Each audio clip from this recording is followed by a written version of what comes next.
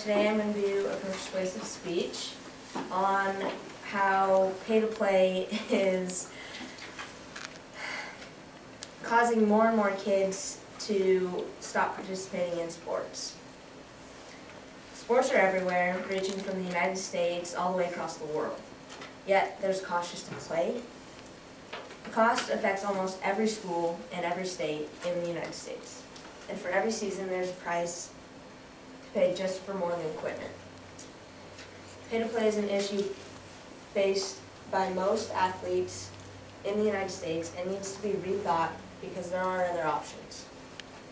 Today I am going to elaborate on how pay-to-play affects the parents of athletes and how they're struggling with the costs. Then I will explain how pay-to-play can cause devoted athletes to sometimes even drop out of school because they don't know what else to do. Finally, I'll give a solution to the issue. Many parents have decent jobs, can pay for their child's schooling, keep updated on bills, and make sure they have food and other necessary essential needs for their families. But what about single parents who are struggling with bills, already have to live paycheck to paycheck? In 2008, there were 10,536 households with single parents. 29.5% of these households held children. Pay-to-play is not only causing more stress on the parents, but is also giving less money for the essential needs of their children and themselves. Most schools require parents to pay for each and every sport their child plays, almost every season. There is a deduction on the second sport or the third sport, but it's not really much. The average cost is $100 to $400 per child per sport. Most sports also have different equipment, as well as uniforms, which also cost money. So, by raise of hands, how many of your parents pay for your sports activities or equipment?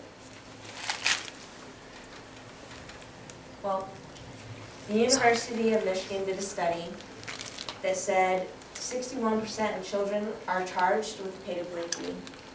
And this meaning that 61% of their parents are charged with that fee. So that's $100 to $400 per sport. So say you have two athletes of your own that play 3 sports throughout the school year, and that's $600 to $2,400 a year.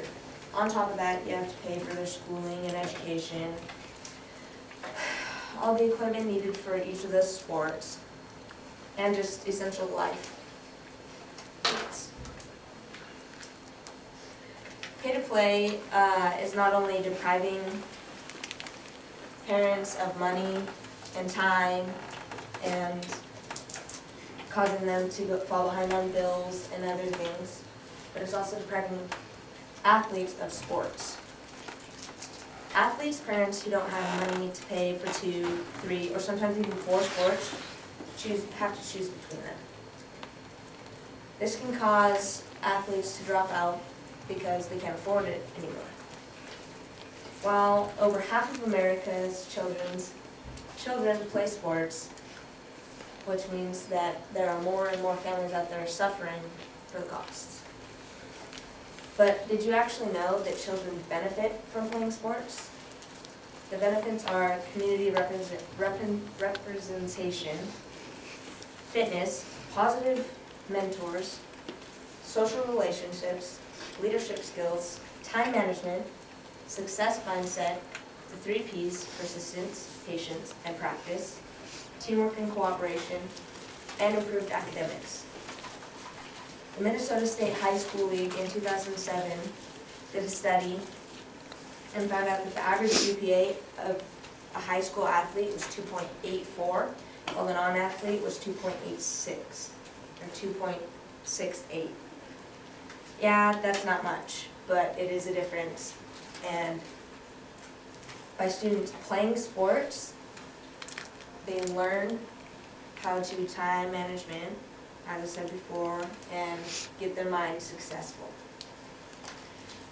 They also showed that athletes miss less days in a school year than an average student, with 7.8 to 8.8 days missed. medicine, science, and sports and exercise in August 2007 conducted a study that showed athletes scored 10% higher on core subjects like math, literature, science, and social studies. But there is a solution to this issue, but not many parents or athletes would really think of it. One is fundraising. Parents can call businesses like Sensi, Avon, and any others and have their athletes sell the products to family members and or friends and split the profit with the business. For example, Sensi gives you 25% of the profit that you sell. So if you were selling $2,000 worth of product, you'd easily make more than enough for the cover the cost of the fee. There are two ways you can fundraise.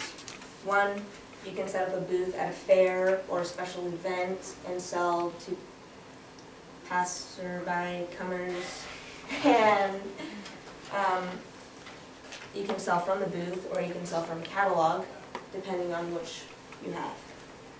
And two, you can go to door with the catalog and then return the products to the buyer within a week or two. Another way is getting sponsors. There are lots of sponsors out there. For example, Nike, Adidas, Under Armour, Pepsi. Sponsors, like the ones I just listed, will pay you or your school or whoever to represent their company. All they ask for is a logo to be put on their jerseys or up in the schools or on fields, backboard, or scoreboards, anything like that. All you gotta do is ask.